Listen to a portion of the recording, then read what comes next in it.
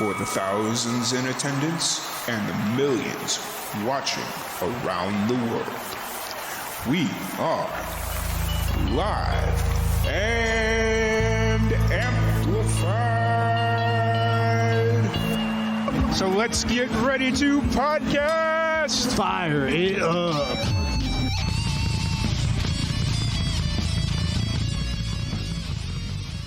Welcome, everybody, to another live and amplified livecast. I'm your host, Tom Quiet, and we are back at it again with another amazing podcast. Today, we have a very special guest. We have Angela Parchetta. How's it going today, Angela? Hey, what's up? I'm super excited to be here. Super excited to have you here. It's I think we were originally supposed to do this podcast last week. Yes. If I'm not mistaken. And, there was a point there where I had COVID, and so everything was just kind of like, right. Don't know anymore. So, or no, Right. actually 2 weeks ago, it was supposed to be 2 weeks ago. I was like in the middle of this COVID battle, and I'm like, I'm going to just cancel all my podcasts for that week and just get myself right before. Oh, for sure. Yeah.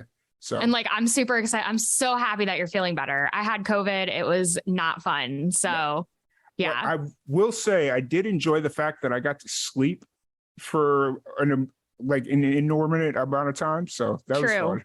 Very true. I slept for almost 36 hours straight, which was pretty awesome. So Nice. But so really excited to have you on here and chat a little bit, get to know more about you. I know you just dropped a single. It's been a little over a month. Yeah. Yeah. So, Never Again. It came out. It's there. Awesome. It's in the world. Yeah. It's a really awesome song. It's a banger, I guess, as the kids would say. Yes. A bop, if you will. Yes. There you go. I feel so old at this point that I don't even feel like I should be saying these words coming out of my mouth. Oh, stop. But anyways, for anybody that's getting to meet you for the first time, any of my listeners or, just anybody that happens to be strolling on by the podcast or the live stream, kind of take a second to introduce yourself and give a brief background on who you are and what you're about. Yeah, for sure. So my name is Angela Parchetta. I am a singer-songwriter here in Nashville, Tennessee, as well as a music teacher. So I actually went to school for music education, and that is my background. I've been singing since I was 4 years old, grew up on Frank Sinatra and Dean Martin and the crooners and all that, and sang a lot of classical music as I was growing up, then got into musical theater and then discovered Taylor Swift, and really the rest was history. So, but yeah, I'm here in Nashville, Tennessee. I just moved here. I was in Raleigh, North Carolina before, teaching middle school choir over there and, doing the music circuit there. And then I decided, I was like, let's do it. Let's just go to Nashville. And I came here to chase the singer-songwriter dream. And I am excited to say also that I will be starting as a high school choir director as well. Nice. So it's a little bit about me. That's awesome. That's really cool. How long have you been in Nashville at this point? Only since December of 2021. Okay. So not very long, a couple months.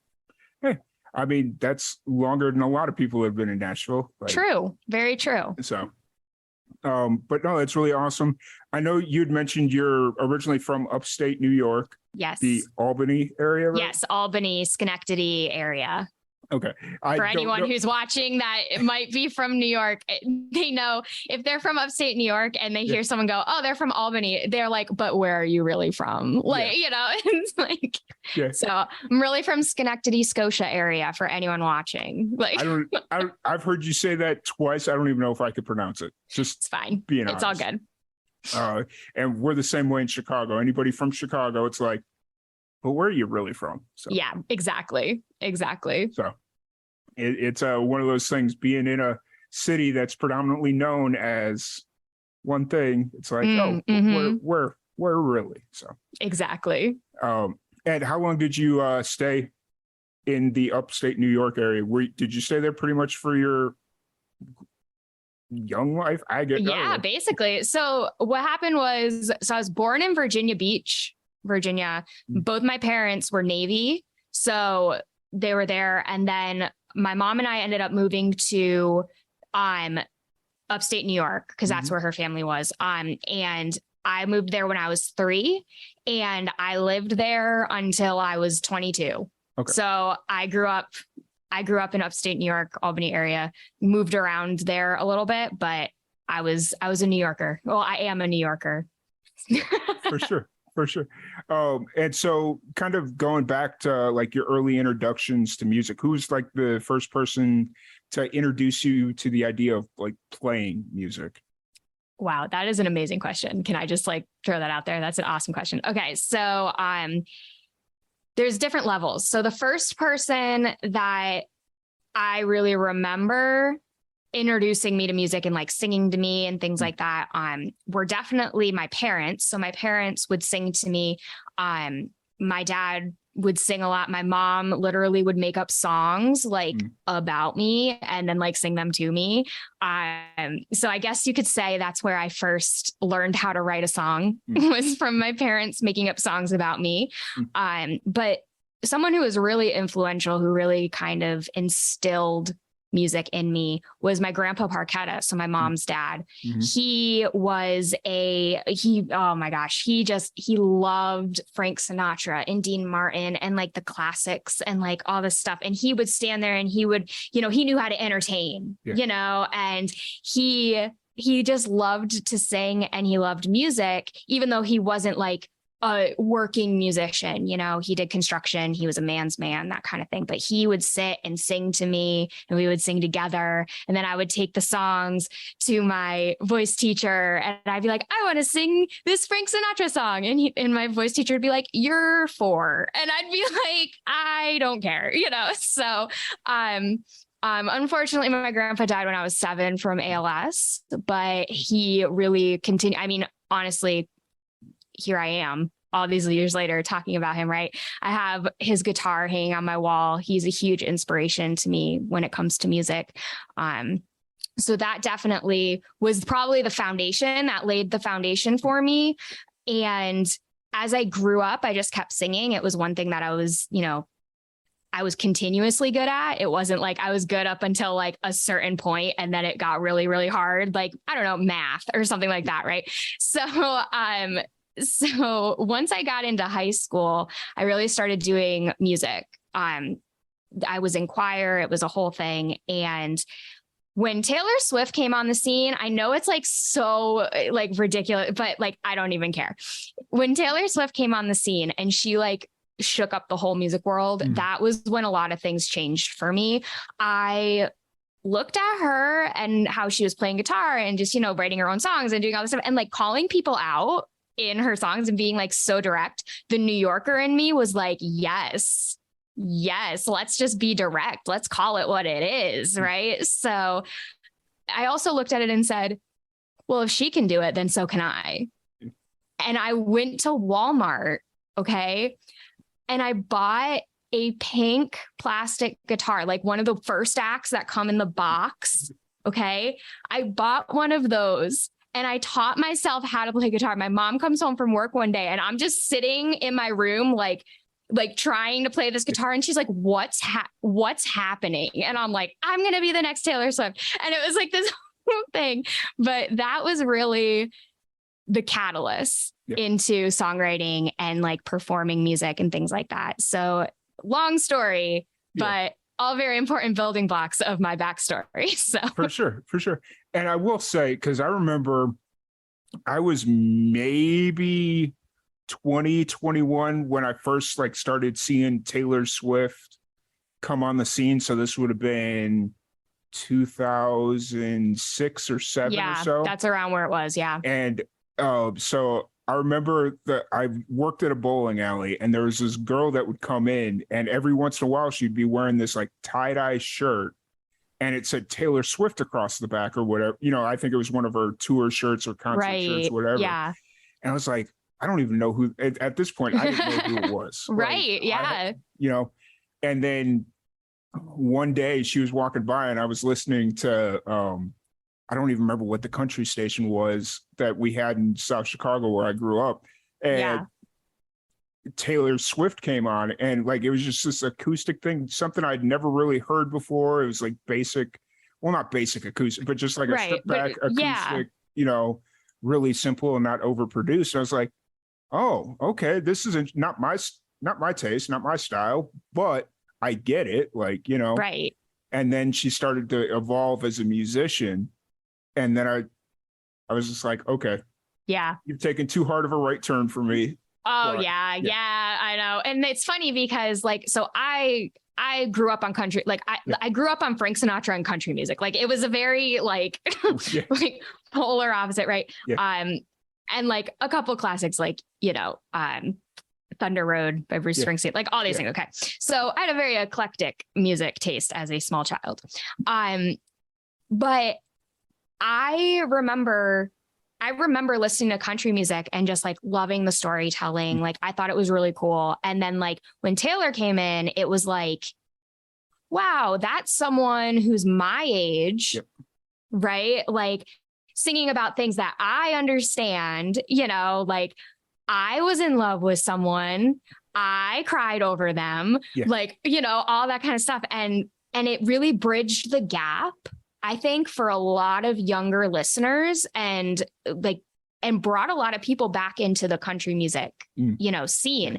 And I just stuck with her. And when she went pop, I was like, yes, I was like, let's go. I'm like, I'm ready. 1989 will forever be the best album in my opinion. But yeah, did you know that this was just going to be a Taylor Swift show? Like that's basically what it happens. You know, it's funny because you brought up like all the eclecticness of like the music you were listening to as a young person. And I think a lot of people in general, whether they want to admit it or not, grew up in a similar situation because it's like your dad had his taste in music, your mom had her taste in music. And then, of course, you had your friends or like your grandparents or whatever had their own taste in music. And even though I'm sure most people or most kids at a young age were like, oh, I don't want to listen to this old people music. No, you're really listening to it because, well, I mean, first of all, what are you going to do other than, exactly. So it like, I think that's a very common thread, especially amongst musicians. But the only difference is the people that aren't musicians didn't really listen, whereas like people that ended up becoming musicians were listening and it's like, oh, I kind of like what they did there. And, you know, they just bring it in as influence. Exactly. And like, I remember listening to all of these different things and I still do this now. Like, I don't understand really when people say like, oh, I can't stand that genre of music or something like that. Like, I get it. I do understand what you're saying. It's just like how I say, like, I don't like mushrooms or something like that. Right. Like, I get that. When I've always been like this, when I listen to music, I can find, like, I like all music. It's insane. Like, people would be like, oh, well, what's your favorite genre? What's your favorite this? And I'm like, if it makes me feel something, I like it. And that's what I found across all genres. And I think that's one of the reasons why a lot of times my music is so like fluid in the genres, because I'm just like, well, I like this and I like this and I like this aspect and I like that. And I'm like, this is it. I guess I mean, I like to say I'm pop, but I don't think just pop fans can enjoy my music, you know? But yeah, that's just like, I just loved listening to everything. Yep. I'm in that same boat. I realized how random my Spotify playlist was when my boss and I, we went to Wendy's a few weeks back, and it's like a 20-minute round trip to Wendy's. So it's like 10 minutes there, 10 minutes back. And through the course of time, 5 songs off my Spotify playlist played. It went from hardcore 90s rap to death metal to country music to mid 2000s punk. Like you remember like that weird punk era. Oh yeah. To Ed Sheeran. So what a note to end on. Yeah, just like this whole thing. And I'm like, don't judge me. I didn't skip any of the songs. So obviously I listened to all this. It's not like, oh, that song's not supposed to be on there. No, it's on there. I don't care. I put it there. I've clicked the button, you know? Yep, absolutely. So when you were you touched on something that I don't want to gloss over it, that you taught yourself how to play guitar. You went to Walmart, bought a nice little plastic pink guitar. It was, yep. Sure did. how'd you go about teaching yourself? Did it have like a little book in there, like basic 101 stuff? So it did. It had like one of those little like music teaching books. Like if you were ever in band or anything in elementary school or did the recorder or something, those little books where it's like play the G 4 times, right? And things like that. And so I'm looking at it and I'm like, this is going too slow for me. Like I tell my students all the time, I'm like, I was a horrible student. Like and that's why I teach the way I do. But anyway, that's a different subject. So I ended up teaching myself guitar by not following the book. And it actually came with these like cards that you could take and slide them onto the guitar, like the neck, onto the strings. And then just put your fingers down and it would make the chord. And so I did that for a few just to kind of like visualize it. But then I found ultimateguitar.com and I realized that I was like, oh, okay, so these are chords. And I was like, chords, great. And then I found that you could hover over the chord and it would show you a tab. And I was like, huh. And then I figured out what the tab was, like how that worked. And the most important thing I did was I started with a song that I knew how it was supposed to sound.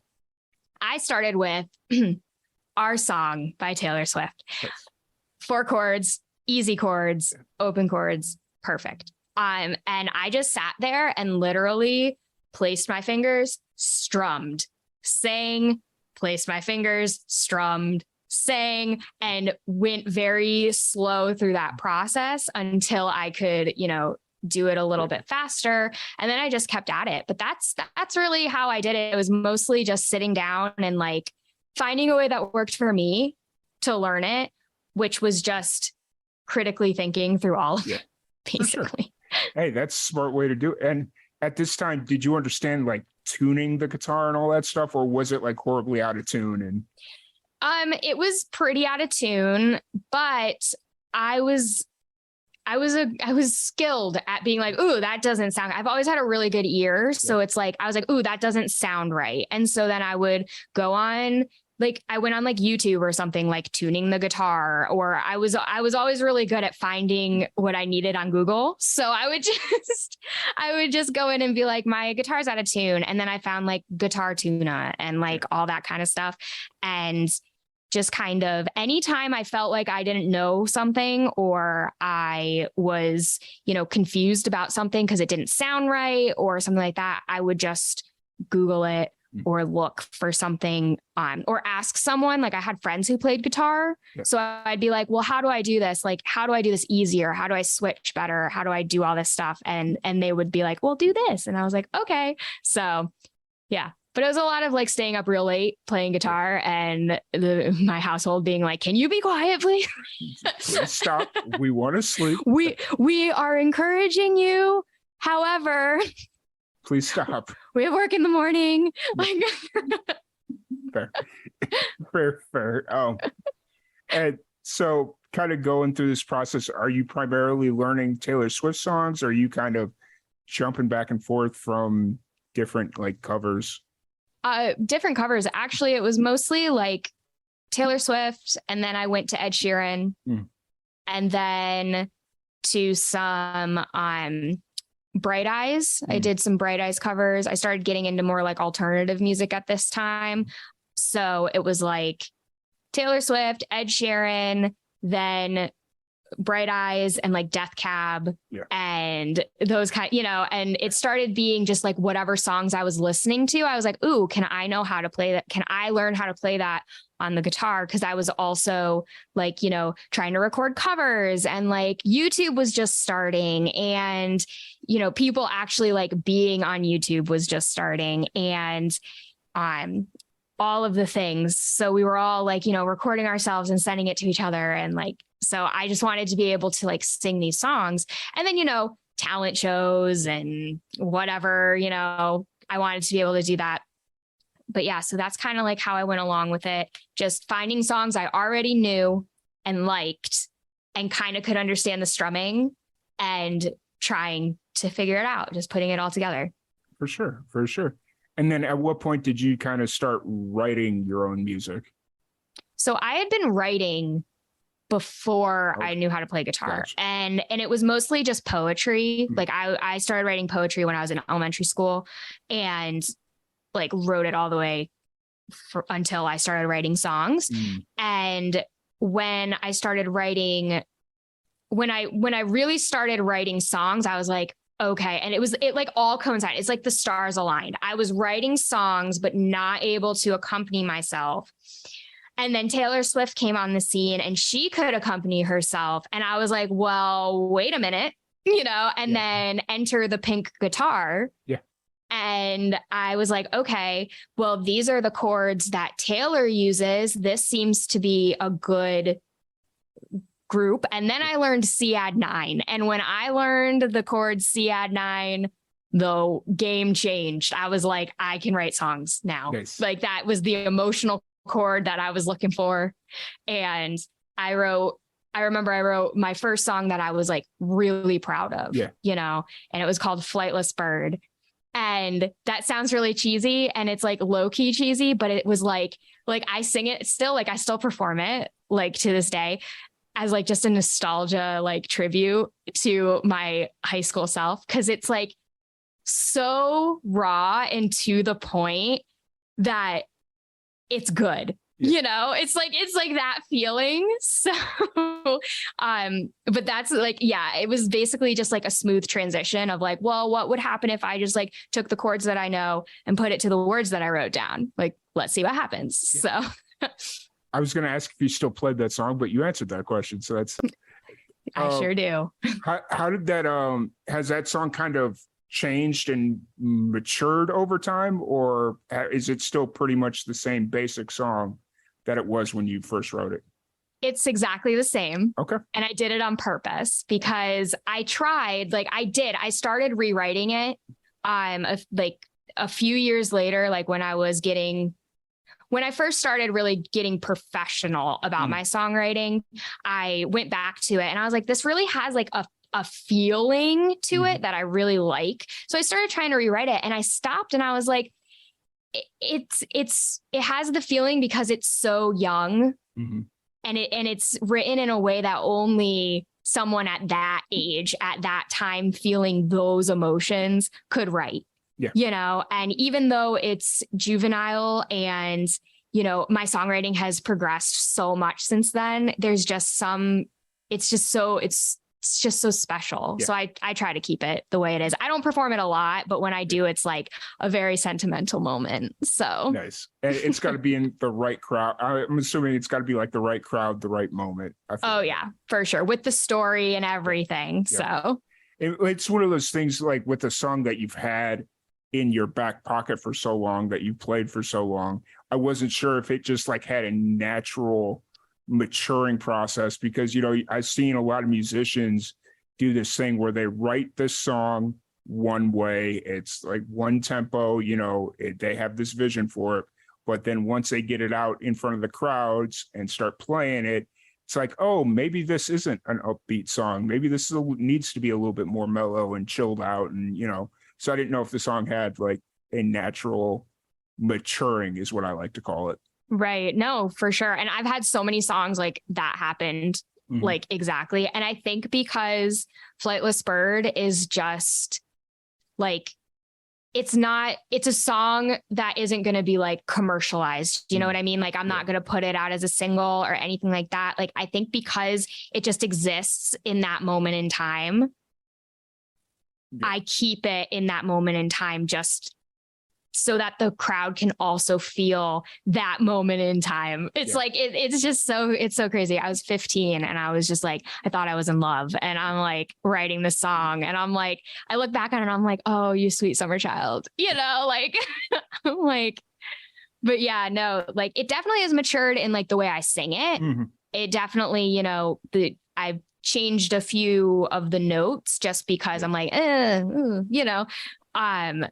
but other than that, I really tried to keep it exactly the same. It's the only song I've done that with. So cool. It's funny. It's one of those things where it's like you think or you wish you could, like, you look back at those days when you were younger and it's like sometimes I wish I could go back then because like ignorance is bliss, but then you see something that's like super ignorant that you thought or you believed, and it's like, no, I was stupid back then. I think I'm going to stay right where I'm at. So Yes. It's like you bring all the good parts with you as you grow, right? I saw a TikTok that was like, no one tells you that like every time you have a birthday, you're not only the age you're turning, but every age before that. And I was like, oh my God, like it's so true, right? You bring like all of these like life lessons, but you leave all the cringe in the back. Yeah. And it's getting to be one of those points where now on Facebook, I've been on Facebook so long that the Facebook memory things that pop up, I'll go back 8, 10, 12 years. And it's like, wait, I actually put that out on Facebook, delete. Like, I know. I like to say that nothing humbles you quite as much as Facebook memories from, I mean, I look at some of this stuff. I'm like, no one needed to know this. Yeah. I'm like, and it's not anything bad. It's just like saying that I'm going to bed. Like no one needed to know that. Like it's okay, like, but it was such a different time. It was just such a different time, I saw one the other day that was like, it said, "Am enjoying a good night out with the boys." Because you know how that Facebook was it used to be like Angela is blah, blah, blah, blah, blah. And so you'd have to finish the sentence. Yeah. And I'm just sitting there, I'm like, what does this even mean? Like, it's like a secret code that only like the people who have been on Facebook for a really long time, like will understand, it's like for sure. So the pink guitar, how long did it take before you outgrew the pink guitar? Ooh. So I ended up once my mom realized that like I was really playing it and like it wasn't just going to be, a passing thing. She ended up taking me to a used guitar store and, or not a used guitar store, but like a music store. And I ended up getting this, guitar, and it was probably like a year or two after, I was still I was still in high school. So, but I remember I got it, and it's funny though, cause I would play on that guitar cause it was a full size guitar and everything, but then I would always go back to that pink guitar. And it was just like, I don't know. I think it's because it was smaller. So like I am a short person. So I'm only 5'1", and like big guitars are like real hard for me unless they're thin. So I actually play a GS Mini Taylor. That's what, like, if you ever see any of my videos or anything like that, that's what I'm playing, and it fits me really well. And so this guitar was a full size guitar, and I still played it. I loved it. It was great. I name a lot of my stuff. I'm one of those people. But I named it. It was great. I played it, but there was always like, I was like, oh, my arm hurts, and things like that. And, so I actually, when I went to college, like put the guitar down for a little bit and just like, focused on college and learning how to be a teacher. But I still wrote, but every time I would go home, I would like pull out that pink guitar and like play on it and then like play on my other guitar. But when I finally gave away the pink guitar, I gave it away to my mom's friend's daughter, and she was like little, and it was really cute, and she was really excited. But I remember being like, it was kind of like the last scene of Toy Story 3 or whatever, when Andy goes to college and he gives his toy, he gives his toys. That's like how it felt. I was like, goodbye, friend, but yeah, that was when the guitar transitioned. I'm kind of surprised that the guitar lasted this long. Like, I'm assuming it's still in circulation. Oh yeah. Yeah. It's out there. It's just, it's serving its purpose. Nice. I'm really surprised. Like, especially you said it's plastic, right? Or Oh yeah, it was 100% plastic. Like there's it. Yeah, it was good quality though. Yeah. It was a quality. It was kind of like it reminded me of a ukulele like type okay. thing. Like, you know, like not like the really nice, like solid wood ones, but just like a normal ukulele. Yeah. That kind of feel. But it was good, but it was definitely for a child. Yeah. So I feel that. I feel that. So you kind of go through high school, writing, playing music, and then you go to college to study becoming a teacher, and you yes, kind of take a break. take a little break. Yeah. Take a little break from music. Why did you kind of decide to take this break? So I ended up going to college for music education. So I honestly, the short answer is I had zero time. Fair. I had zero time. So I went to Duquesne University in Pittsburgh, Pennsylvania, and I studied music education, and I'm technically certified to teach K through 12, all areas of music. So band, orchestra, general music, choir, all of it. So that meant I had to learn how to play all of the instruments to at least a third grade, or at least like an elementary school level. So I spent the first like 3 years of college just like trying to learn how to play the trumpet and the French horn and the violin and and all this stuff. And it was great. Like I love it. But it didn't leave a lot of time to do much of anything else. And I still was writing poetry. I still kept writing poetry, and I still wrote. It's just, I didn't bring my guitar to college. Like that was something I just didn't do. And I think it was because I was going to school. I was going to be a music teacher, and I wasn't serious yet about writing. It was just something I did when I was going through a hard time, or I had like emotions that were too big for me to verbalize. So I had to sing them. It was that kind of thing for me. So I had access to a whole building of pianos. Nice. So I was like, I'll just go play on the piano and write, so I wrote more on the piano than on the guitar. And so I was still writing. It just wasn't my main focus. But I was still doing music. Yeah. Don't worry. I was still doing music. For sure.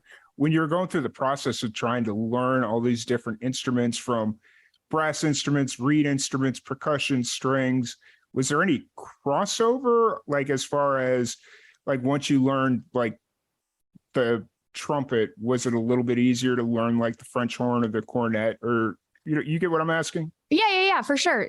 So the only one that the stringed instruments, yes. Okay. Like once you learned your finger patterns, like for violin or viola, like it basically was the same thing. You just started on different strings. The cello and the bass were a little bit different because you have to put down like different fingers for different things. The brass instruments were a little bit different. The trumpet and the euphonium, which is just like a little tuba, those were pretty similar with like how you press down on the valves. The trombone obviously was just slide positions, right? And then the French horn was just like a beast in itself. Like it was beautiful. It's one of my favorite orchestra sounds.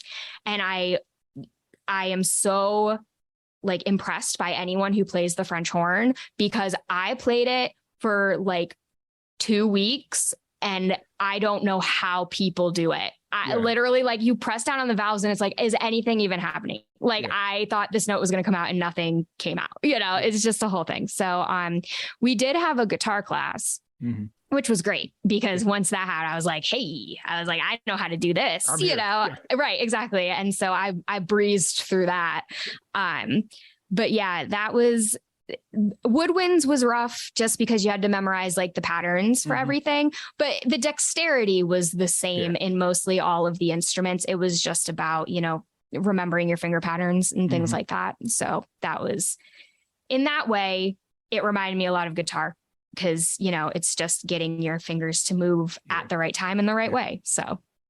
Yeah, that's really cool. It's just thinking about all the different instruments is just kind of giving me a panic attack right now because it's like I remember how hard it was for like I was in fourth grade band for all of 6 months. Yep. And just trying to learn how to play the cornet. It was like, I don't know how people do this. Like, I know.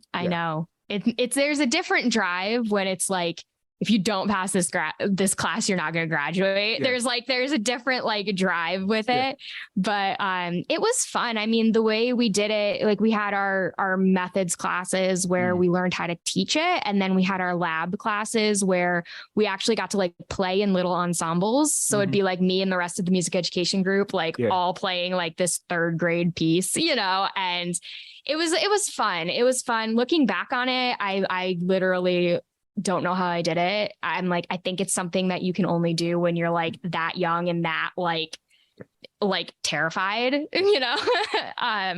but it definitely instilled a work ethic in me, that, helps me every day when I'm like as a teacher and as a musician, really like navigating the music, business world and everything, just having that work ethic and that drive to, learn how to do things, even though it's like scary or it doesn't seem like it really relates to what you want to do, like I feel that. Feel like that's kind of like what really, really was instilled in me during that time. Awesome. But yes, it was a lot of anxiety. I can only imagine. Was there a instrument that you kind of were kindred to? Like you started playing and it was like, oh, I could maybe put this in the back pocket for if I ever want to get crazy one day and start playing something different? Yeah, I really liked the violin. The cello was fun, but it was just a little bit too big. Yeah. But I liked the violin a lot and I really liked the trumpet. The trumpet was really good. My dad actually played the trumpet. So when I was in college, I went and visited him over spring break and I asked my professor if I could borrow like another trumpet so that we could both, because he has a trumpet, but I needed one. So, and we literally like played trumpet duets like while I was visiting him. And it was like so sweet. And like, he taught me how to play the Notre Dame fight song because he marched in the Notre Dame marching band, and it was like a whole thing. So I really loved the trumpet. So yeah, the trumpet and the violin are probably the two instruments that if I had to go back and be like, I'm going to learn how to do this, like those are the two that I wouldn't like absolutely hate doing, I feel that. So at this point you said Pittsburgh, right? Yes. So what's kind of the next steps after graduating college? Are you off to, I know you'd mentioned you were in North Carolina for a bit. Yes, I've lived a lot of places. So I graduated from college and I moved back to New York and I applied to only Southern states. So I was blessed to get a job right out of college, teaching middle school choir in Wilson, North Carolina. And when I moved back home, I was applying and interviewing, and I was really in a good spot where I wasn't being pressured to get a job. Like obviously my parents wanted me to have a job and wanted me to, be out on my own and things like that. But there was never like, you need to get a job. So I kind of held out for a middle school or a high school position. A lot of elementary schools wanted to hire me, but I was like, you know what? I was in a really, really great position and I'm so thankful for it because I got to go and teach in North Carolina. So that's kind of how I ended up down in Raleigh. Yeah. I had moved my whole life from New York to North Carolina in 2 weeks. Yeah. 2 weeks. It was a rough one. But yeah. I feel that.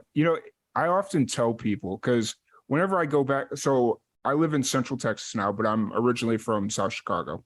And anytime I go back home, everybody just seems really like settled and like almost depressed. Like I don't know why depressed is the word that comes to mind, but I go home and it's like really, this is what you guys do all day? It's like, yeah, what else are we gonna do? And I'm like, travel, like just go somewhere. Like, because most of my friends have never been outside of like a 50-mile radius of South Right. Chicago. And it's like, I moved. I'm super happy, even though, yes, I have what they call resting bitch face. I'm sorry. But, Right. I know, dude. Oh, or continue. Sorry. I don't know what you call it for men, but whatever it is, I have it. I'm sorry. It's just the natural position that I falter to. Yes. But anyways, so like, and I come back and I'm just like, was I really this depressed when I'm here? And then just like, I think about all the places that I've lived, because like yourself, I've lived in 6 states, I want to say. Nice. So it's just kind of like, cool. Or Yeah. no, 6 cities, not 6 states. 6 Oh, okay. cities, but Cool. like 4 states. But anyways, Still so cool. it's just one of those things where it's like, it's fun. Like you get to experience other things. So Yeah. it's no, I feel you. I one of the reasons that I ended up moving from New York was, one, the snow. I couldn't deal with it anymore. I was like, I'm done. Sure. Absolutely done with this. But also, now I am very thankful that I grew up in New York. Okay. I am extremely thankful. I think it really, it instilled a drive, and it gave me, a pace, right? It was fast, and everything like that. And it gave me a lot of grit.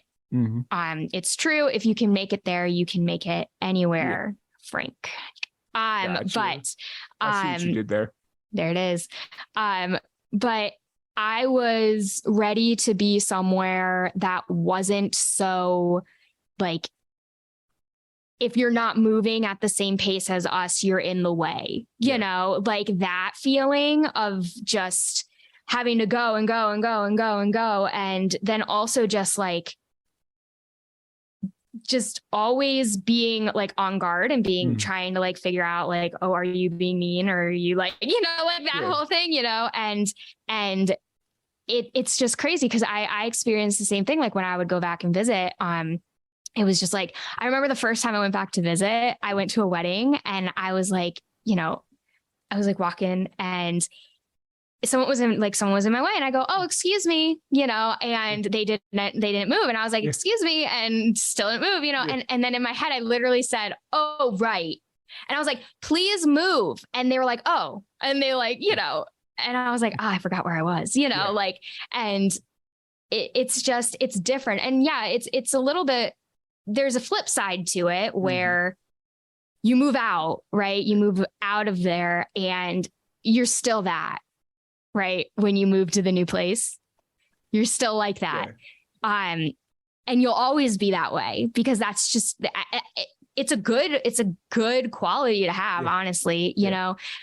And it's just fun to see like how I've morphed since leaving, and moving to, different states and seeing different things. And yeah, it's just, I always was like, okay, I'm excited to go like move places and live different places and stuff like that. I remember the exact moment where I'm not going to call it, I don't want to call it the stench of South Chicago, but like the confidence that I had. Like living in South Chicago, you had to be a certain level of confident and just kind of be able to, you're better than a lot. Like you're just really good at what you do, like a certain level of confidence. And I went to college, I went to an internship, and I went in with this confidence of, oh, they put me in charge of something. Okay, I'm taking ownership of this. I'm confident in what I do. And my boss just beat the living shit out of me. Well, yeah, obviously not physically. Yeah. Like, but he was like just knocked you down a little bit. Yeah. And he just knocked me down like 4 pegs. And he was like, oh, you think you're better than you, or you think you're this good? Okay, fine. And then he just bam, lambasted me. Like it was rough. And after that internship, I was just like, I'm going to go home and cry now. I'm done. And then like I went back to school. Like this was my second year of my bachelor's degree. So it was like right in between the summer before I was going to graduate, essentially. And that next year, like my friends would just build me, not to the confidence, but it's like, hey, that guy went over a little overboard, but yes, you needed to be brought down a peg. And so it was that was an interesting experience. Oh my gosh. Did you have a similar experience, or no, not really? Not really.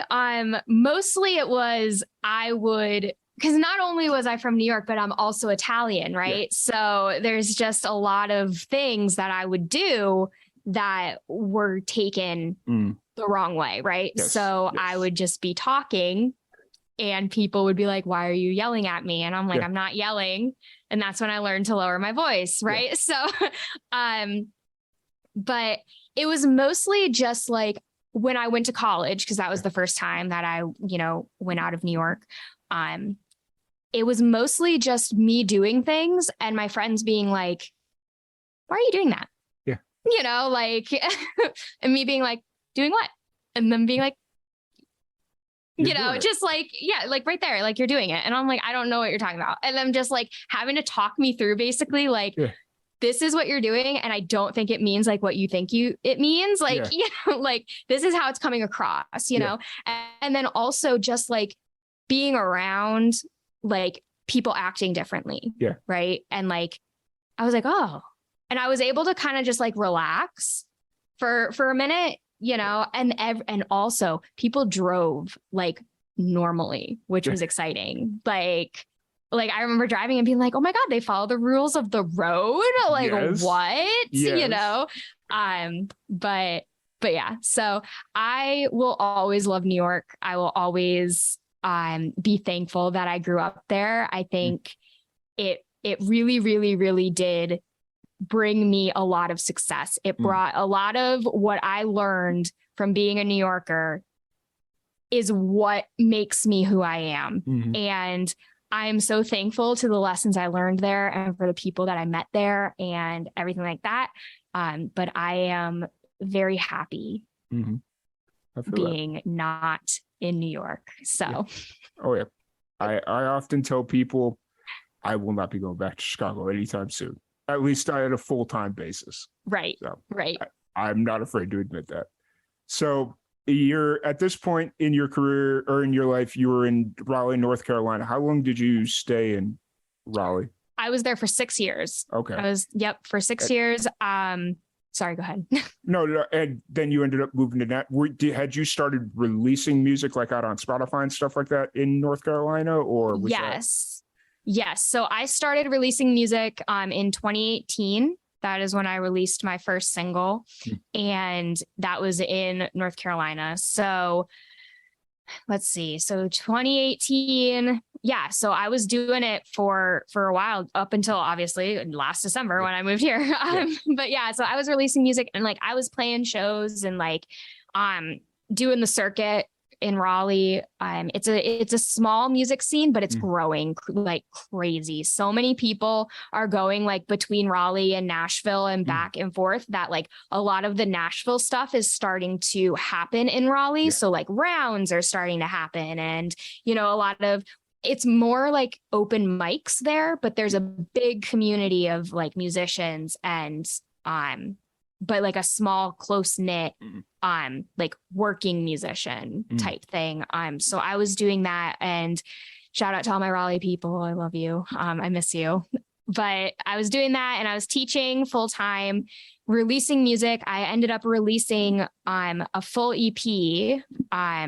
It was called Not Another Love Story, and it was like a concept EP of like it was meant to be listened in order. And it was the stages of a breakup. So it was like the adrenaline when you first break up, and then like the crushing sadness after you break up, and then like the rage you get when you like are almost over them. And then they like come back and you're like, no, I was over you, and then like the moment when you start to have feelings for a new person, and then like looking back on it and being thankful that it happened, because you wouldn't be who you are if you didn't have that. So that was Not Another Love Story. And I remember when I released it, I was teaching I was in like my third year of teaching, I'm pretty sure. And I had just moved to a new school. So I had changed schools, and I had released this EP, and my principal came over the loudspeaker, like in morning announcements, and was like, "Hey, everyone, make sure you go and listen to this EP." And like the whole school was like streaming it. It was hilarious. It was so funny. But that was one of the coolest parts, was that while I was releasing music in Raleigh, was that I was able to take my students along with me. So like they were my beta testers. Like they listened to my music before it was released and told me if it was good or not, like it was a whole thing. But I started writing really seriously writing in like 2017 when I was in Raleigh. So was there like a switch or something that happened to kind of be like, something that happened to make you want to start taking writing a little bit more seriously? So unfortunately, it's not very unique. Okay. But it's still exciting. So I went through a horrible breakup. I went through like this really, really traumatic breakup, and it catalyzed me into writing because it was a breakup where I couldn't talk to my ex. It was like communication had been cut off, and it was like I had not existed. That's kind of like how it went. And so I felt very, very isolated, and like I couldn't talk to the one person that I actually needed to talk to in order to work through this. Right. So I just started writing. I started writing and writing and writing. And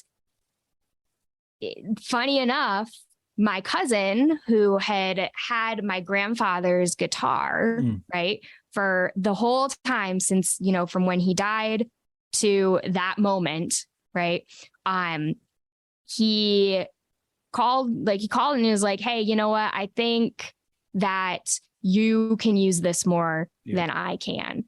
And he gave me this guitar, and it's a 1941 Gibson acoustic. And it was my grandfather's like prized possession.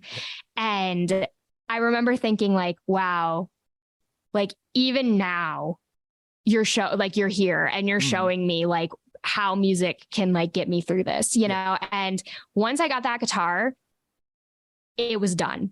I was playing every single day because the action was real close to the neck because it's a jazz guitar. It's more jazz than anything. So like it didn't hurt to play it. And I was like, here we go, And so I started writing like crazy on that guitar. So, although the song topics weren't, necessarily unique, for why I started writing, the real catalyst was the fact that I got that guitar and that I had a tool that one connected me to my grandfather and also, was easy to play, but I started writing, and I remember when I wrote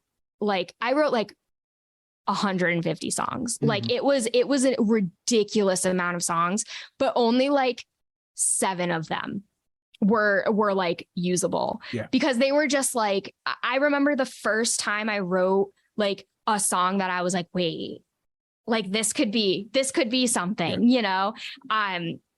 it was 1:30 in the morning. Okay. I woke up from like a dead sleep. And it was like, I grabbed the guitar and I just like started writing, and I like put my voice memos on and I was just like writing.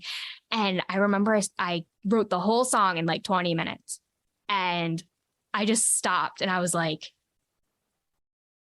this can be something. And I like recorded it like real quick, and I put it up on SoundCloud, and like people were like, this is actually like kind of good. And I'm like, I know, right? Like, so that was the catalyst. And once I wrote that song and I put it out and people were excited about it, that's when I started being like, okay, well, like, how do you put music on Spotify? And just like when I was learning how to play guitar, right? Yep.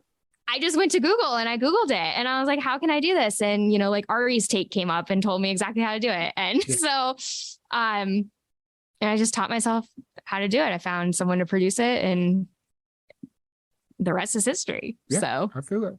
Do you still play your grandpa's guitar at all? I do. I don't play it as much. I actually have it hanging on my wall. So but I used to only play it. It used to be like the only guitar that I would play. So I would bring it out to like shows and stuff like that. And I remember the first time I brought it out, it was so, well, first of all, I walk into this bar, right?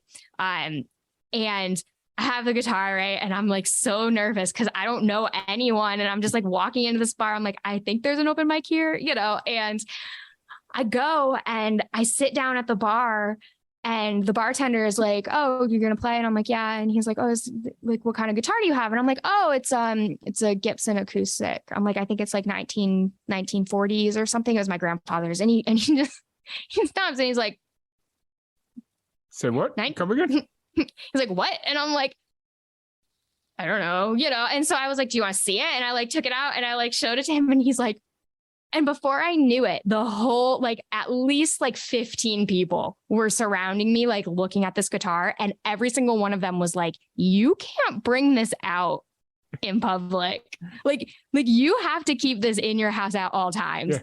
Like, do you know how much this is worth? Like this is, and I'm like, I don't have anything else. Like, I'm like, what am I supposed to do? And they're like, you can borrow my guitar. Don't bring this out. So I did. I brought it. I kept bringing it out because I was like, I'm not going to let anyone touch this guitar.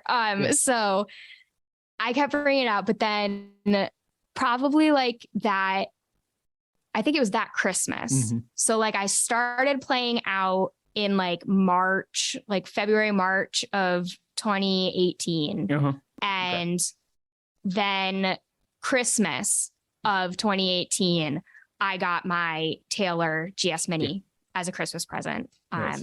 And I was like, okay, cool. I'm like, I will bring this to gigs and then I will hang my grandpa's guitar on my wall and display it in all its glory. Yep. And every once in a while I'll take it down and I'll play it. And I just think it's really cool that I got to bring my grandpa's guitar to Nashville. Yeah. So. And if you ever find yourself in a situation where you're playing like a showroom or something where that kind of guitar would be appropriate to play, yes, then you can kind of flex on people and say, yeah, this is what I play. Exactly. Yes. I love the family heirloom pieces. I am waiting for the day that my dad gives me the okay to bring his 1919 upright K-bass to Texas. Oh my God. He found it when he was in high school underneath the stage of a church, like a church thing or something. Like it was underneath the stage. And the pastor or the nun, or because my dad grew up Catholic, so like whoever it was, go Catholic. Yes, and, that's so the priest. Yeah. Yeah, there you go. And so he pulled the bass out and the neck was broken. And so he took it to a local music shop. They fixed it up the best they could. And he's had it since, I don't know, maybe the 60s or so. So that's awesome though. That's so cool. Yeah, like, you're probably like, please, like I won't play it. I just want to restore. I just want to look at it. Yeah. Like I just want to look at it. I just want to preserve it a little bit because that neck is a little taut. It's starting to bow a little bit. Like, so whatever happened, it's like there's a little stress going on that neck. We need to fix that like right now. Right. But I promise you, I'm not going to do keg stands off of it. I'm not going to, I'm not going to let anyone touch it. I just want to restore it. Literally going to sit in this corner where this tripod is sitting. And it's just going to be it's just going to be that piece that sits there. That when people come in and be like, oh, and you're like, I know. Yeah. Right. Yeah. So that's literally what I'm waiting for. And I have a feeling it's just next time I bring my car down to Florida to come get it. So nice. Yeah, that's pretty much. Oh my gosh. That's so cool. Nice. So kind of going through, fast forwarding a little bit, you're in North Carolina, you start taking songwriting seriously and releasing your own music. You predominantly release singles, but you released a couple of EPs throughout the last few years. Yes. How did the pandemic kind of change everything? Obviously it changed something or changed a lot of things for a lot of people, but how did you kind of go into the pandemic? So going into the pandemic was like for everyone else, it was very jarring. It was the only time in history, right, that the whole world shut down. Yeah. Right. So I was like, it was the first time since I don't know, was like a baby that I actually was stagnant. I just was, I didn't have anything to do, right? I couldn't go anywhere. I had to teach classes online, but no one really knew what that looked like. So we were all trying to figure it out. Yeah. And I was just in my house with my dog for the foreseeable future. And I remember sitting there and being like, okay, but now what? Like, you mean I have to sit here and like with my thoughts? Like I have to like actually like, you know, yes. So, but yeah, so the pandemic gave me time. Yeah. And it was time that I used, I was very lucky. I didn't get sick. No one that I knew like was in the hospital or anything like that. And the pandemic changed so much that it gave me a minute to be like, well, what else could I do? Like, what would life look like if I did songwriting? Yeah. If I lived somewhere else, if I did XYZ, you know, and I really started to go all in on social media. Yeah. I was doing the YouTube thing. I actually ended up catapulting on YouTube because the Hamilton, right? They did a open call for like a virtual performance of the end of Act 1, which is nonstop. Yeah. And so I was like, all right, well, I don't have it. Here we go, you know. And so I literally like recorded myself singing all the parts of the whole song. Okay. Not even just a little part. Okay. Like the whole song, harmonies and all. Okay. And I like made these makeshift costumes of just like things I had in my house. Like I made like the puff thing from like tissue paper. It was like a whole thing. And I like recorded myself and I did a 1-woman show of this thing and I put it up on YouTube and I tagged them and I was like, hey, if you want to use it, you can. And they like put me in the show and I got on like Good Morning America and it was like a whole thing. And so that kind of catapulted me into YouTube and I started doing that.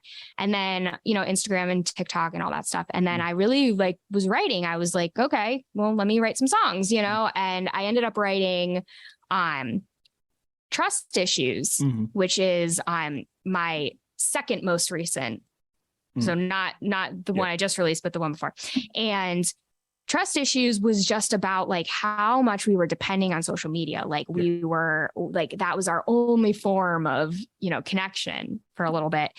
But it was like so hard because a lot of people seemed like they were doing great, you know, and like other people are like really struggling with like mental health and, you know, and then you got like the news yelling at you and you got like other people, you know, it's just like there was so much division and like so much tension and like you couldn't even be around anyone. And it was almost like how it was when I went through that breakup where it was like, there's so much that needs to be resolved and there's so much going on and like I don't understand most of it.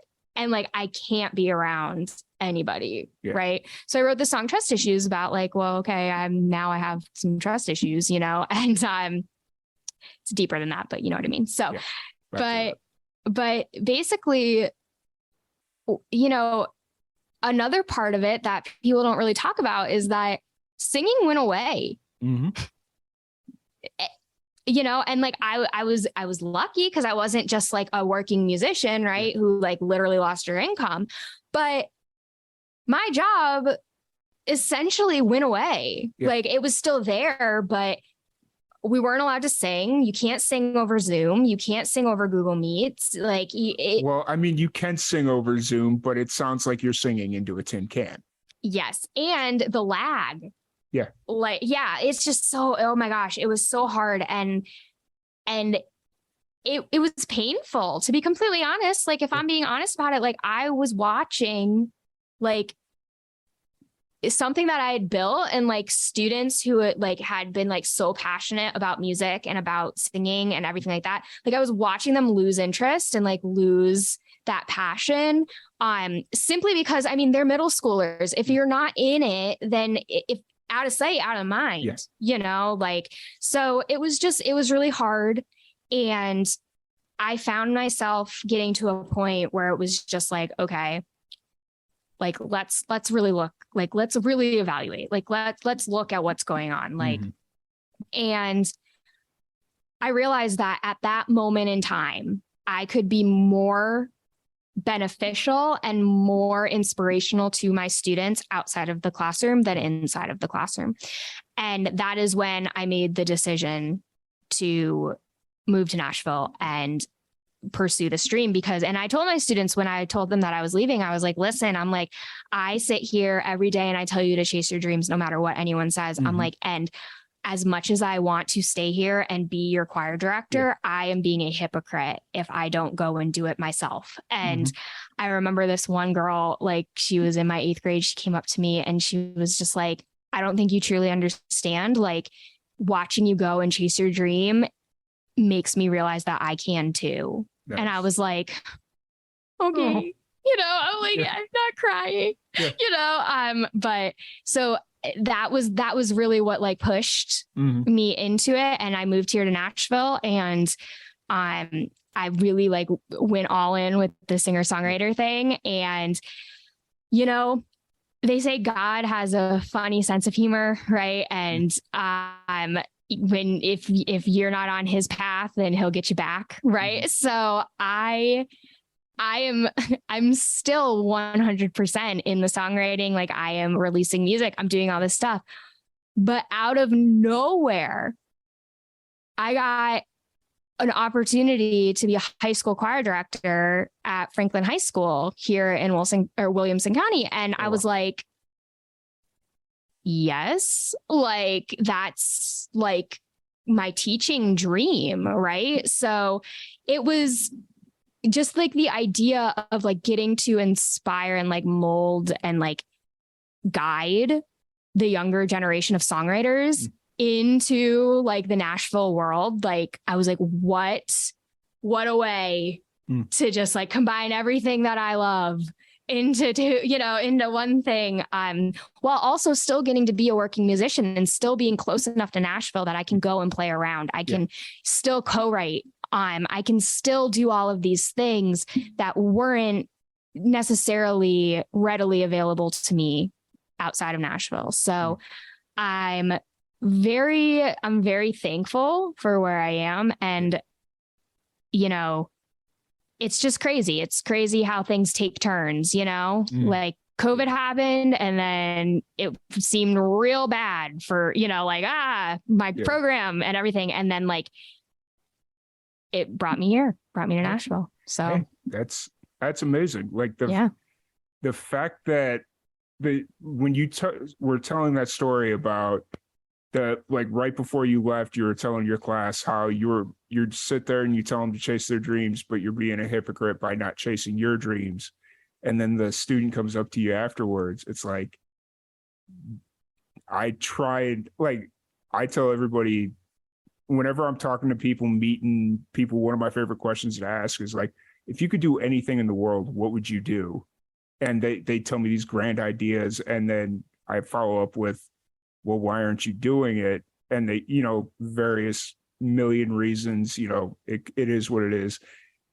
And then now I'm sitting here thinking about it. It's like, why am I not out here chasing my dream right now? And like, yeah, there's a million reasons why I can't, because I'm not getting paid to do it. You know, I got bills to pay and all this stuff, right. But it's like, you could put yourself into a better position. Like, Live and Amplified's my dream. I'm 100% forward with that. Yeah. And it's like, I could put myself into a better position and give it an opportunity to really survive. So like, when you were telling that story, it was just, it hit home. It hit home a little bit. Oh. So, but while you were teaching in North Carolina, were you like the cool teacher because you were playing music and all that stuff? Or yeah, Yeah, I guess. Like, I mean, I think yes, honestly, yes. Yeah, it was like different, right? It was like I was going out and playing shows and like coming in. At the time I had like neon pink hair. Yeah. Like, and yeah, so I was just like the cool choir teacher, who also wrote songs and did things like that. And I was the go-to person, like if they needed music or if they needed something for a staff meeting, it was like, can you put like a video together? Yeah. Okay. Like stuff like that. But yeah, the kids were definitely like really, really excited that they could say like, oh, well, my choir director is on Spotify, and like things like that, like I'd be like, yeah, I'm on Spotify. And I'll be there like, no, you're not. No, you're not. No, you're not. And I'm like, mm-hmm. And then like they would listen to it. And my favorite thing was they would hear it and they'd go, that's you. And I'm like, no, it's someone else. Like, yes, it's me. Like, I'm like, you hear me sing every day. They're like, yeah, but not like this. And I'm like, true. Very fair. Yeah. But yeah, I like to think I balance out like I'm not I wasn't like so cool that it was like I wasn't approachable, like I was basically like cool, but also like really into puns, so if that like gives you an idea. Yeah. I get. So yeah, I 100% get it. That's so funny. That is so funny. So you leave Raleigh, North Carolina, and now you've been out in Nashville for, what's it been, 8 months, I guess? At this point? 7 months, 8 months. I don't math very well, so me either. Don't worry, I can count to 4, and that's really it. But that's better. Not. No, I'm just kidding. And so is Never Again the first? Did you record that in Nashville, or is that still something from North Carolina? Actually, Never Again was the first song that I recorded here in Nashville. So I wrote it here in Nashville. Okay. I actually wrote it the month I moved here. I wrote it with my friend Nikki Forbes. We wrote it like in my room one day, and recorded it here in Nashville. And it was my first like Nashville project. It was recorded by Ian Stewart here in Nashville. He's actually over in Murfreesboro, but it's Nashville. And yeah, it was really cool. It was cool to be like, oh, this is my first song. Like, this is my first like Nashville project, So when it came out, it was really exciting. That's awesome. And what's the story behind Never Again? Ooh, okay. So the story behind Never Again, I don't know why I went like, ooh, like it's like a bad backstory, but like, so Never Again was born when Nikki and I were co-writing. So we co-write literally like all the time. And we were sitting here and she had prompts at the time. She was in a songwriting group and she had these prompts that she had to write to. And so I was like, okay, well, what do you got? Like, what prompts do you have? And one of the prompts was houseplants. And I was like, I was like, okay. I was like, well, let's do that one. And she's like, okay. And we literally just like started talking about houseplants. Yeah. Okay. And I was like, well, I'm not good at keeping them alive. Like I have to have like the fake plants in order for it to have any, aesthetic value. And she was like, yeah, she goes, like you got to be a certain type of person to have house plants, and we started talking about that, and we started talking about like what you have to be and like what that must mean. And it's like, oh, we have your life together and like you are organized and all this kind of stuff. And then we stopped and we were like, wow, like we're really quick to just like put ourselves in a box and say, oh, we're not that and we can never be that. Right. It's like we're so quick to dismiss who we can be and what we're doing. And we're like, a lot of it's kind of human nature to do that. It's easier to just like make an excuse than actually like try. Right. So we ended up, writing Never Again on that because we looked at each other and like she was in the process of moving to Nashville. And I had just moved and we looked at each other and we're like, well, like, look at us. It's like, did we think we were going to be in Nashville? No. Like, was it scary? Yes. Like, and so we ended up being like the life that you want. You have to be realistic about it, right? You can't just like throw everything away. You got to do some planning and, make sure your finances are in order and things like that. But, there are ways to have the life that you want.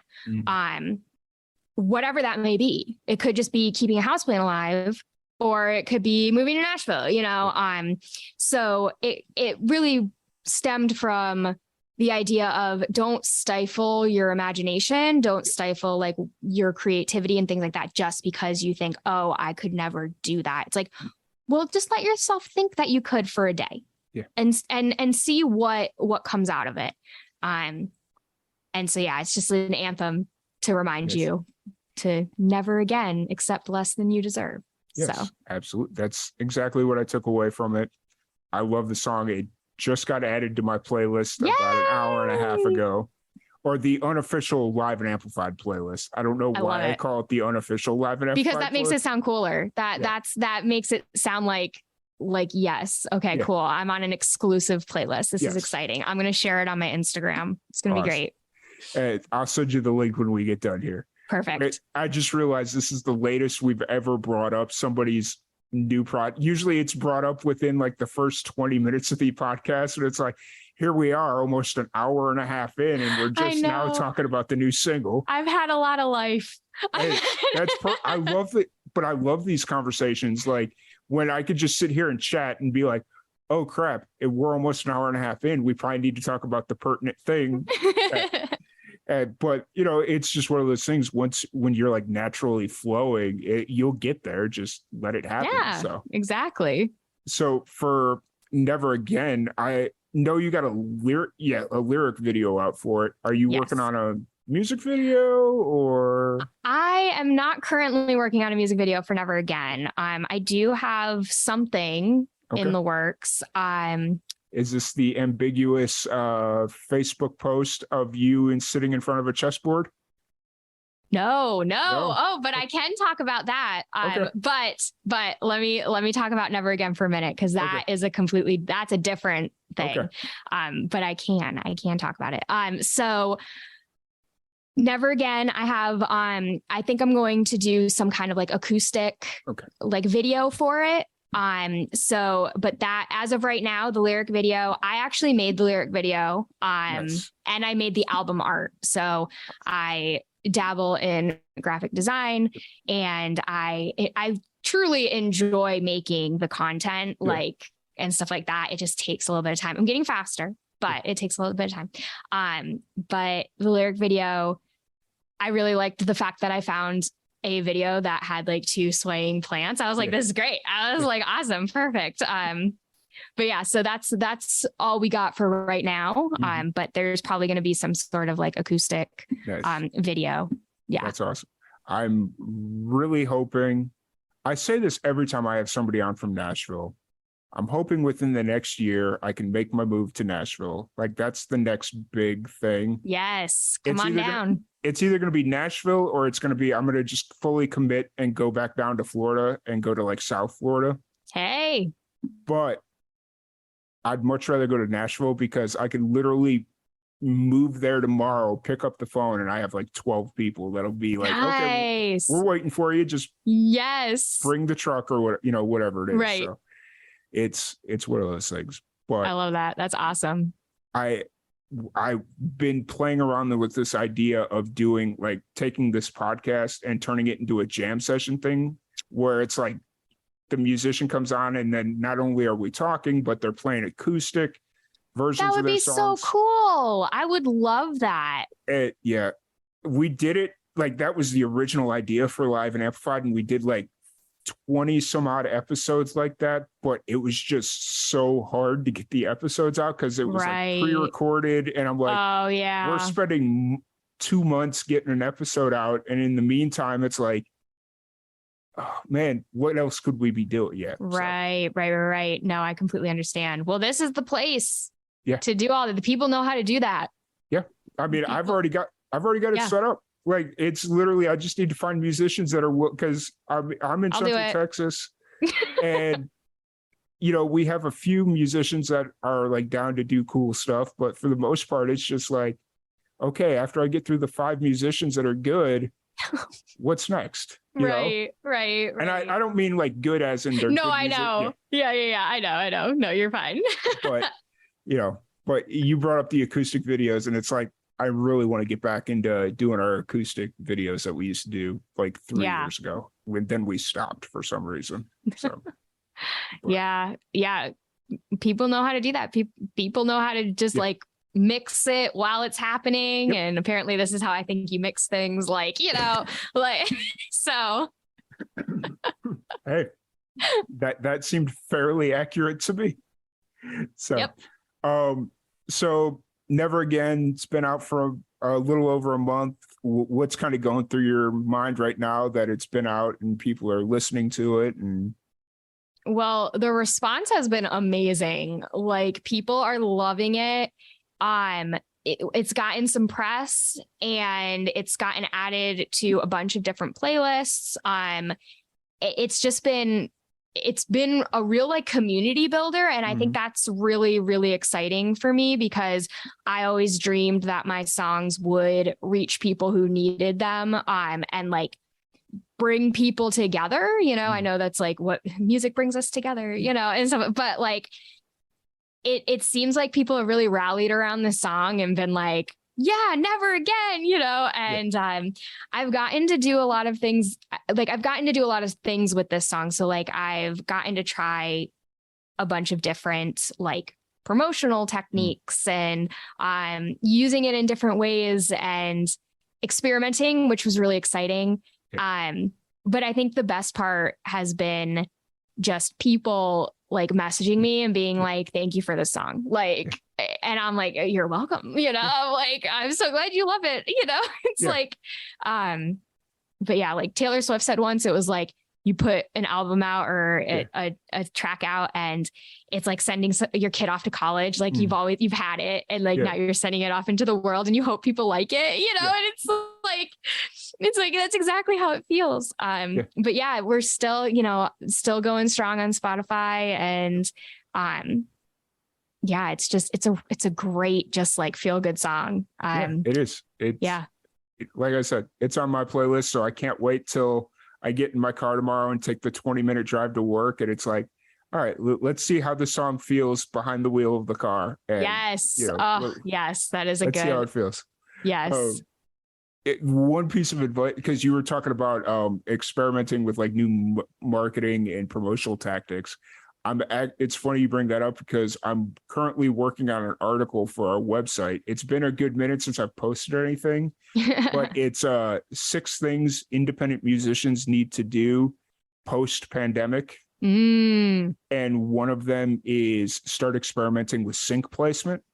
Yes. And like, and I don't even mean in the grand scheme of getting an agent and trying to get an HBO deal, like I'm not even necessarily talking about that. Like, yeah, that stuff's cool, but where the real like come up would be is like, everybody watches YouTube, or most people watch YouTube.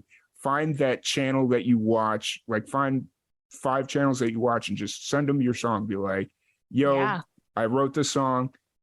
If you need it for a vlog or a video or whatever, feel free to use it. I've seen that work for so many people. It is ridiculous. That's awesome. That's such good advice. I'll have to look into that. Yeah. It's just one of those things where a lot of people want the monetary comeback. And it's like, you can't look at it like that. Like, it's going to come to you. Like, if you put it on a YouTuber's vlog, or if a YouTuber decides to use it for a video and they get 1 million people listening to it and they're like, oh, what is this song? Let me go find it. You just got, exactly. It's so true. Like sync placements are just like gold, it's definitely something I've been exploring. I've actually started like kind of trying to like write for sync, like have a part of my library that's just like, things that I can like pitch for sync and stuff like that. So sync is definitely, I feel like it's an untapped potential for a lot of musicians, but it is hard to crack. It's a hard code to crack. It is. It really is. Like, you got to find an agent, and then it's a gamble. And then even if you get lucky enough to like sign a deal or whatever, Right. Yeah. So It is definitely hard to crack. Oh yeah. But so now that Never Again's out, what's kind of the plan moving forward? What do you got coming up in the future? I know you'd mentioned that there's something that you could talk about, but Yes, I can. I can talk about it today because I announced it today. So I actually have a new single coming out at the end of August, August 26th. My song Like You Want Me To, that I wrote with Lindsay Popa and was produced by Jacob Eichner. I always pronounce his name wrong. I'm so sorry, Jake. But I'm like so excited for it. Yes. So it's coming out at the end of August, and I just announced it today. Like I literally announced it on Instagram today and to my email list. And it's a funny story. I don't know if you've noticed, but I have some good stories. Yes. I wrote the song on July 4th. Like I started writing it of 2021. So not this past one, but the one before. And like I told you earlier, my dog has terrible anxiety, right? So like fireworks, not fun. Okay. Not a fun time. So I'm sitting in my apartment, I'm consoling my dog, right? And I'm listening to the fireworks and I'm like, wow, I'm like, fireworks are so pretty and they're exciting and they're loud and they're, these beautiful expressions of, celebration and everything like that. I'm like, isn't it weird that like they're only like that when you're far away? Like if you get too close to a firework, they're no longer any of those things. They're just dangerous. Yeah. Right. And I was like, that sounds like a great metaphor for a toxic person. Right. There's people like that. There's people who like want it, like that you just should never get into a relationship with. Right. Because it's like, you've heard the rumors. Maybe you even have like, dated them a little bit and you're like, oh, nope, and they come back and, all that kind of stuff. And just because someone who seems exciting and is like larger than life, wants you to want them because that's what it is. It's not they want you because they want you to want them. Doesn't mean you have to. You can just like stay far away, and admire them from afar. Right. So I wrote this song based on that. And it's just all about like, I'm good. Like I know who you are. Like I've played this game. Yeah. Like, and I'm good. I don't want you like you want me to. So yeah, I'm really excited. It's like very synth pop. It has like Bleacher vibes. So like Jack Antonoff and everything like that. So I'm really excited about it. And that's where the chessboard. So I have those pictures, right, of me at the chessboard. And when I was taking it, I was like sitting there and I was looking at it and I was like, oh, when you do checkmate, like the person knocks over their king. Right. And so I like knocked the king over and I put the queen next to it. And I was like, this is the song. I'm like, this is it. I'm like, I'm going to take pictures with this and I'm going to like put it on social media. It's going to be great. Like, so, but yeah, so that's what that was. So it's for my new song that's coming out at the end of August. So, because when I saw it on, I think it was Friday that I saw that photo and I was like, okay, it says that you could announce it soon. We have a podcast coming up. I really hope it gets announced before the podcast. I know, so that we can talk about it. I know. Because I was just sitting there, I was just like, I don't know what it is about this photo, but it looks but it means something, right?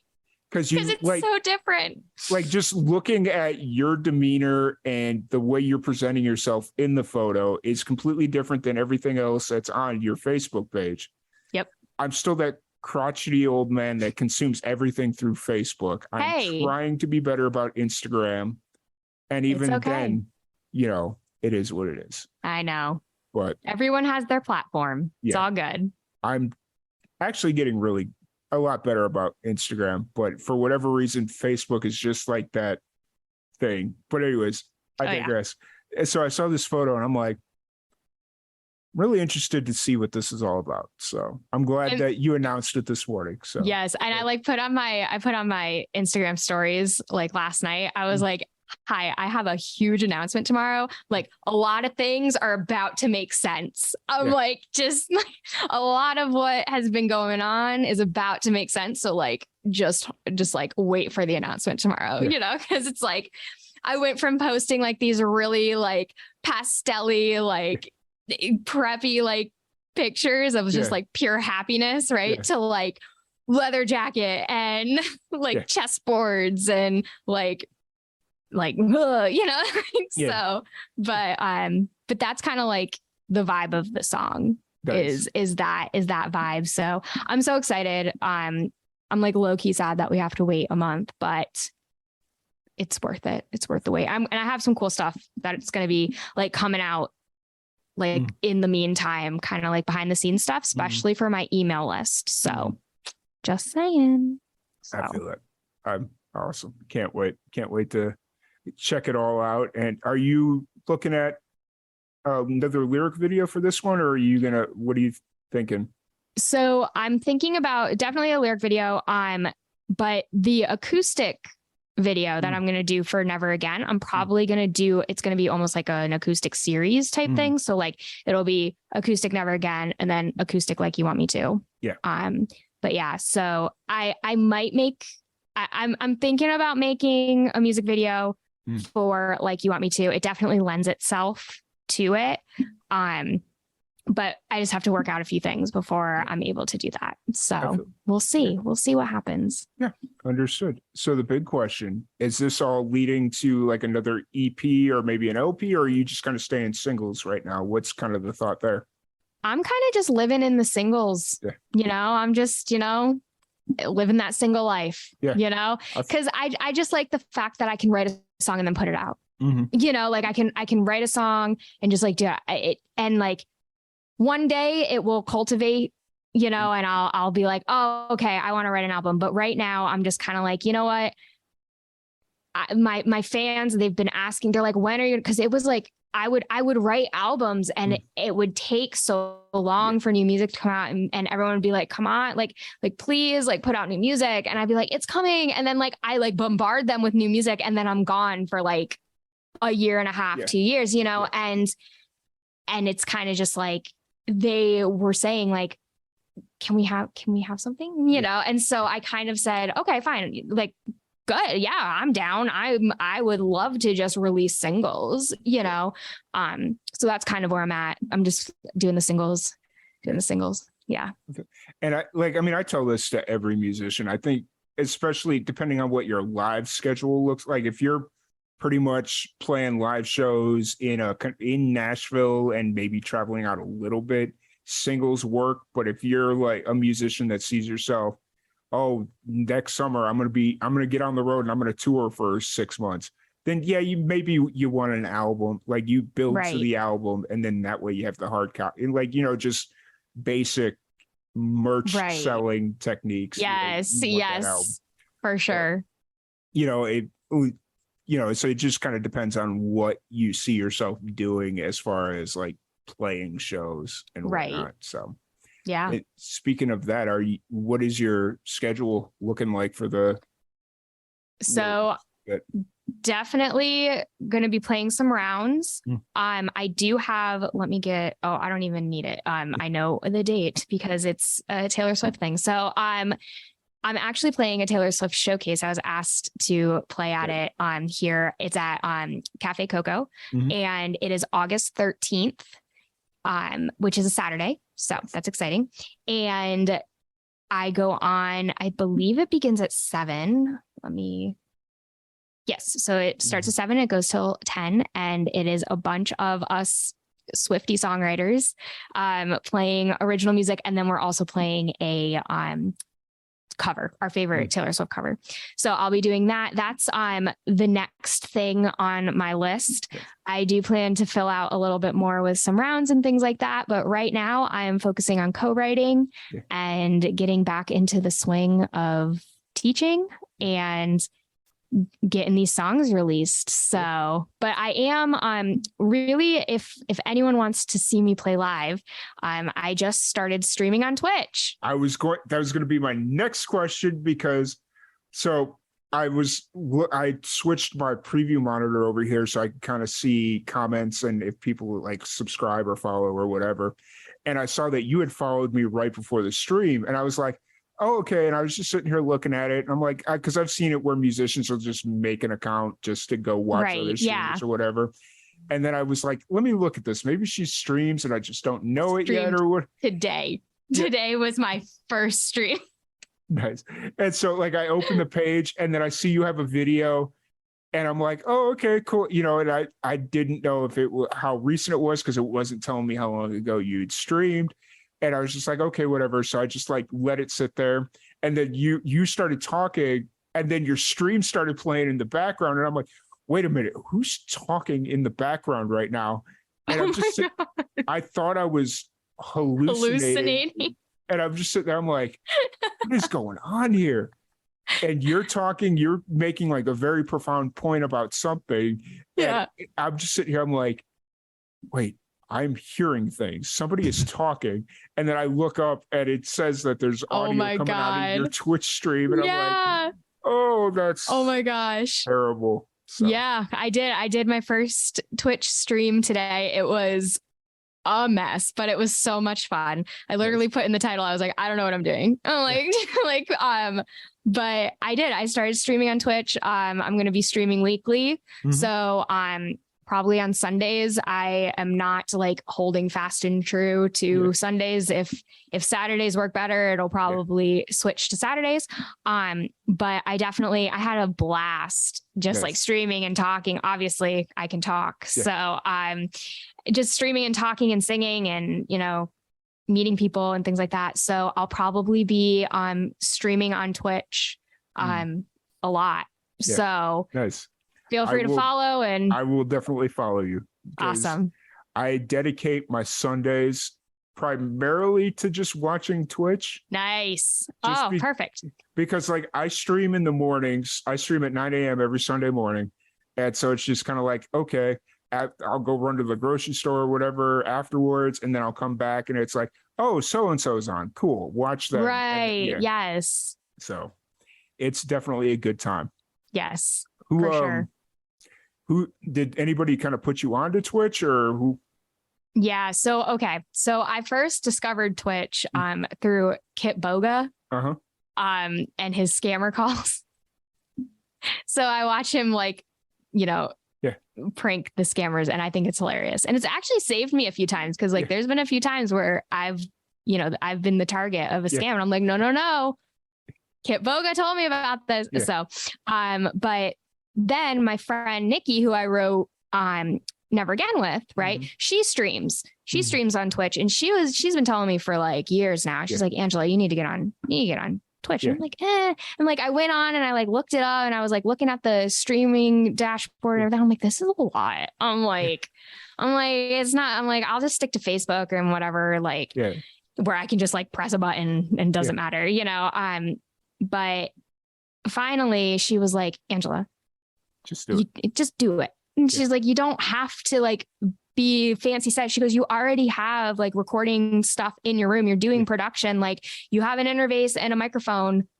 Just do it. Yeah. Just go. And so I like had been putting it off. And then today, I don't know like what drove me, but I was like, I'm just going to do it. And I got everything set up, and I like was streaming, and I was like, this is really cool, because there wasn't like a pressure. Like, I feel like when you go live on Facebook or Instagram, there's like this pressure to like keep the people there. Yeah. You know what I mean? It's not so much of like, oh, just keep going, like just like keep streaming and keep doing stuff. And like people will come in and out, and like, that's the point. But that's what Twitch, that's the community. Right. Yeah. And then like people stay, and it's like, this is exciting, so I'm excited. I can definitely see myself making like Twitch streaming kind of like my show schedule, so definitely, if you are listening and you have a Twitch, follow me on Twitch, because it doesn't matter if you're in Nashville or not, you can still see my show. So it's quite funny, because I, like you, originally when I started doing the podcast online, we were streaming primarily on Facebook, and it was cool. It was fun, but I kind of fell in that same boat as you, where it's like, I felt this pressure that we had to keep the interview short, and like we were losing people, and then we were like really losing people. Like they would come in, like we'd And have then a like, never right. come back. Whereas here, it's just kind of like, oh, they're here, they come, they go, they interact, they don't interact. You know, it is what it is. Um, so it's definitely a different vibe, and I've really, so about 6 months ago, we got introduced, or I got introduced to Twitch through a couple of Nashville musicians. And they're like, oh yeah, Nice. you should do the podcast online because that's starting to become a thing. Yeah. Yeah.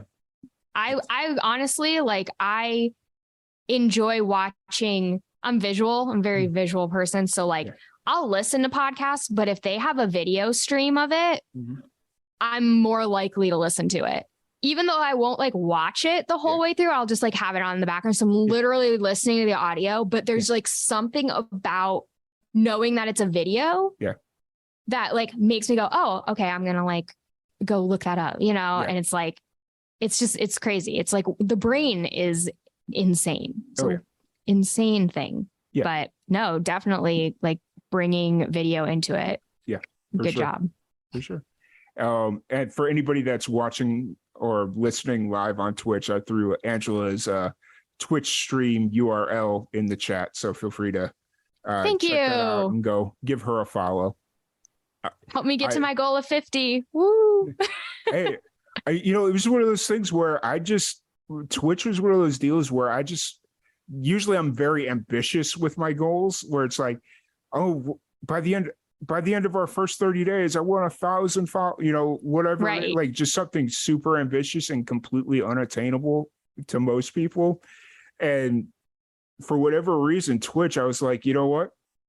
In the end of January, I was like, I just want to be an affiliate by the time my birthday hits. My birthday was May 31st, and we hit affiliate like May 22nd. So nice. it was like, cool. And because like hitting affiliate isn't really that hard. You just got to be consistent, Right. And so for whatever reason, I've just been really realistic about Twitch and doing our thing. And that's the thing about Twitch. Like, I feel like it's just a realistic community. Mm-hmm. Like it feels like that's kind of like what they've cultivated. Yeah. Like, especially like even just like setting up my stream, they're like stream 2 to 4 hours so that like people will trickle in. And I'm like, oh, I don't have to like keep them there or you won't show me to people, like it's just like it's like a laid back like feel even through the, chain of command. So it's out like, and they have an authentic algorithm here. So it's just like, cool. Yeah. I'm with it. Exactly. I was streaming and people were like actually finding me and I'm like, whoa. I'm like, what a concept. Right? Facebook, pay attention. No, just kidding. Oh Lord. But yeah, no, I love Twitch. Yeah. So I'm glad that you're on Twitch and you're going to make it a whole thing and just kind of like start working it into your daily routine. That's actually number 4 on my 6 things independent musicians need to do, by the way. Look at me. that article is working its way. It's like percolating through my brain. I had it last night at like 11:58 p.m. Oh my God. And I was just sitting there, I was like, I have this idea, and I started writing things down, and I woke up this morning and all 6 items were sitting there, and I'm like, you're like, I dig it. Perfect. So, but I don't want to keep you too much longer because we've gone way over time, which is 100% fine. I don't mind at all. But outside of music, what are some of your, obviously you teach, but that's still technically music. Yeah. What do you do to kind of decompress and escape from everyday stress? Mm-hmm. Well, I really enjoy reading. I read like fantasy.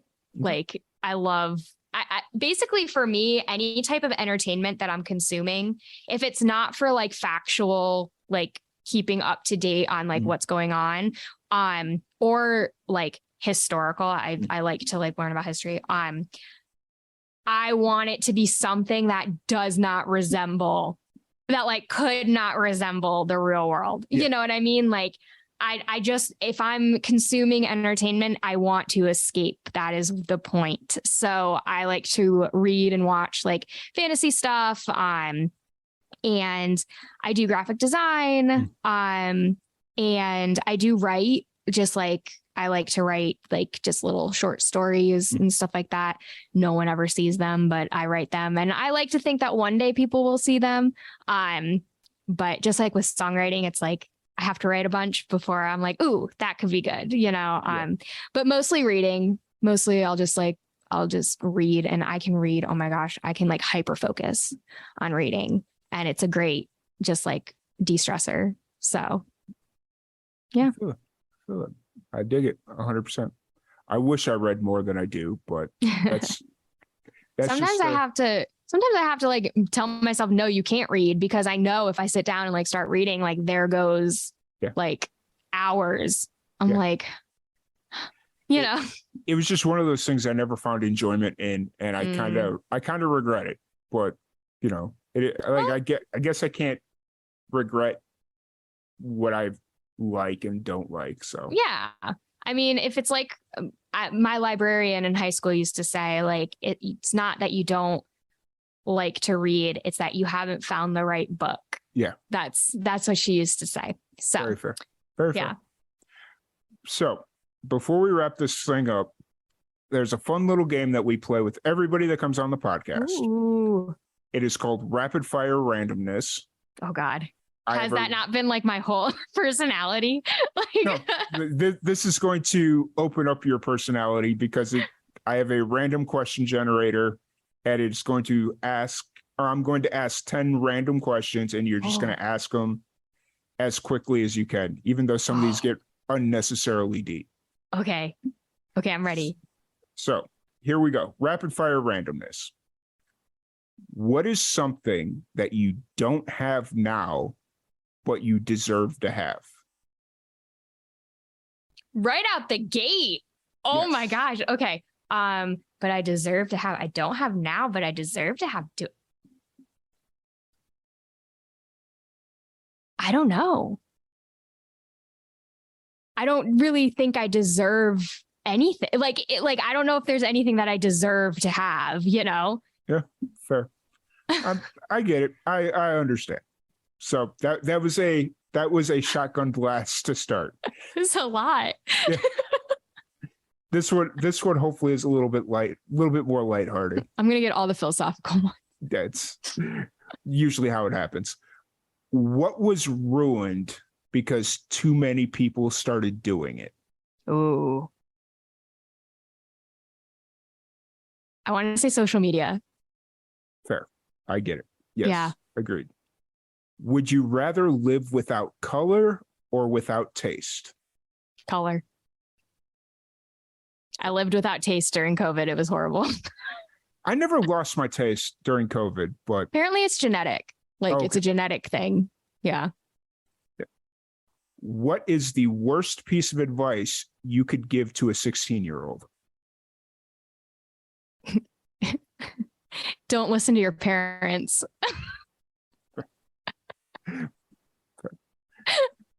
Would you rather win an Olympic medal, an Academy Award, or a Nobel Peace Prize? I mean, I feel like the right answer is Nobel Peace Prize. I definitely don't want to win an Olympic medal. I'm not athletic. So I guess Academy Award or Nobel Peace Prize. But my gut instinct was Academy Award. $10,000 just randomly appears in your bank account. What do you spend it on? Ooh, probably the first thing I spend it on is bills. And then I probably put some away. And then I probably like buy like a really nice purse or something like that. You know you're getting older, when you first thing that pops into your mind is got to pay them bills, got to get the bills paid? Really, honestly, the first thing that popped in my mind was I call the bank and ask them where this $10,000 came from. Like I would be like Phoebe from Friends when all that money appeared like in her bank account and they just like kept giving her money. Yeah. That would be me. I'd be like, why do I have $10,000? Like, fair. I think I'd have to ask a question first. Yeah. If politics was a sport, what sport would it be? Oh God. Football, but like a really bad football team. Fair. Like, yeah. What is the most overpriced thing you've ever bought? Probably like clothes or bags. Like, yeah, for sure. How would you feel if marriage was changed to 5-year intervals, meaning after 5 years, you could opt out and be done with no messy divorce? I don't know. I think that's just dating. Like, Fair. I think marriage is a commitment. So Fair. Very fair. How many vehicles have you owned in your life? technically one. Okay. But I've had two. Gotcha. Okay. That makes sense. What's an example of a time something went wrong, but it turned out to be for the best? Well, that really, really bad relationship, that really, really bad breakup, and then the pandemic. Not the pandemic, but like what happened at my school. Yeah. So Gotcha. What is a book that changed your life? the Bible. Seriously, like not sarcastically, the Bible. Gotcha. And then final question, because I kind of lost track to how many questions I've asked. It's all good. It's all good. Would you rather never eat out again or only eat out for the rest of your life? Well, if I have unlimited money, eat out. But if I don't, then never eat out. Fair. You approached that way too logically. I'm the daughter of two naval officers. Logic is my only way of finding answers. Actually, we're going to end on this question. This question Okay. might be fun to end on. Oh, Lord. Okay. How, in your head, how do you imagine your neighbor deals with stress and anxiety?